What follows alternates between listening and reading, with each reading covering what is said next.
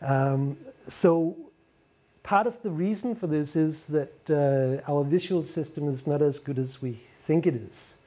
If we look at the structure of the eye, we have the retina in the back here. And we have all of these different photoreceptors. And we basically have two different types. We have the rods and the cones. These are two different visual systems, basically.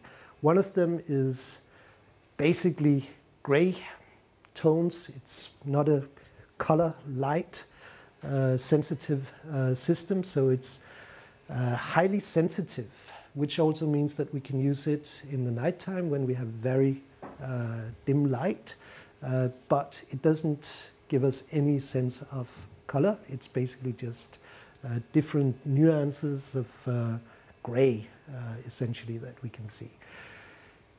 When the sun is up, or when there is light in the room as there is now, this system doesn't really work because the light intensity is too high.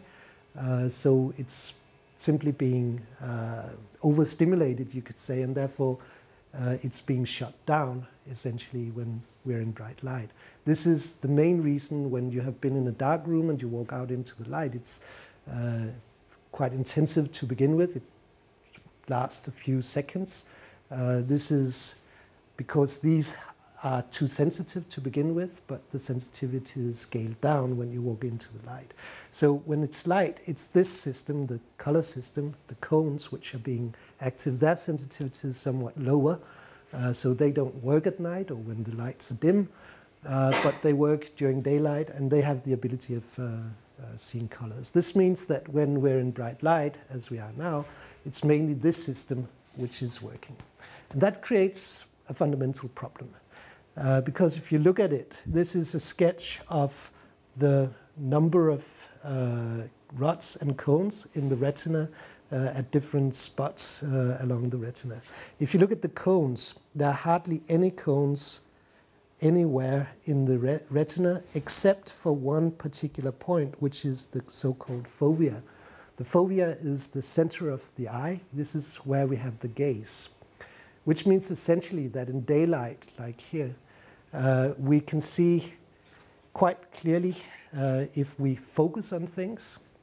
So when you read a book and you have to read the different letters in the book, you have to move your eyes consecutively in order to see those letters clearly, because you cannot see it with this part of the retina or this part of the retina. You have to move your eyes so that the letter falls exactly on the fovea. Otherwise, you won't be able to actually read what is there.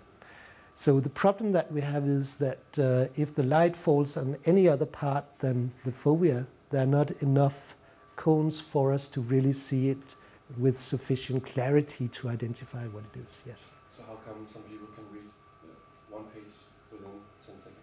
Well, that's amazing, mainly because they're able to maybe put the book further away. I don't know. Maybe they can move their eyes very, very quickly, or maybe they don't read every single word, but sort of read a few words and then put the meaning together. I don't really know, but something like that. They have to do it in, because essentially there isn't enough cones for you to really see the letters sufficiently clearly if you don't make sure that it's falling directly on the fovea. It's different for the rods.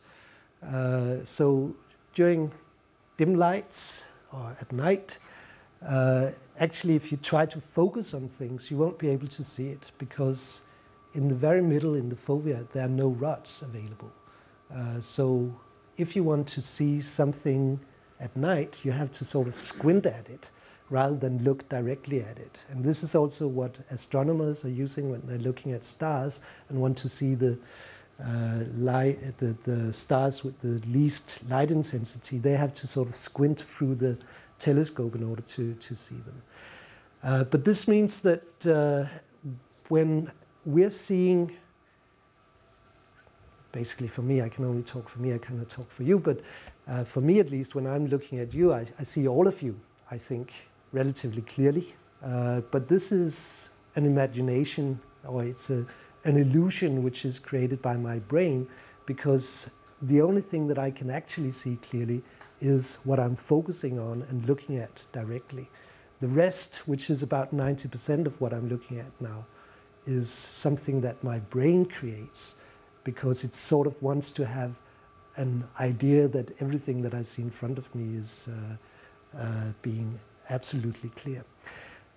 This goes to a real extreme at one point here, which is the so-called blind spot.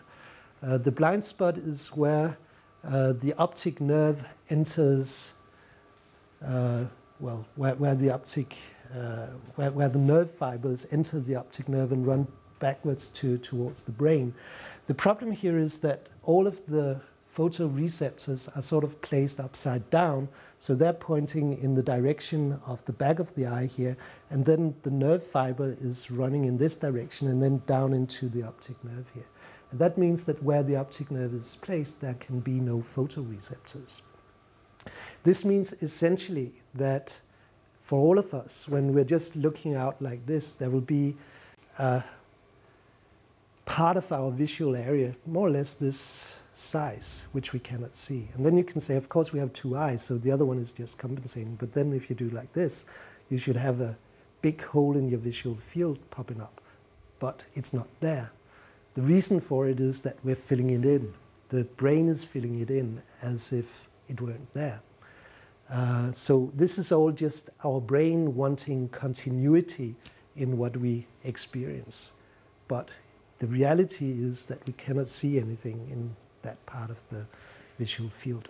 There are tests that you can make in order to see this for yourself if you doubt what I'm saying.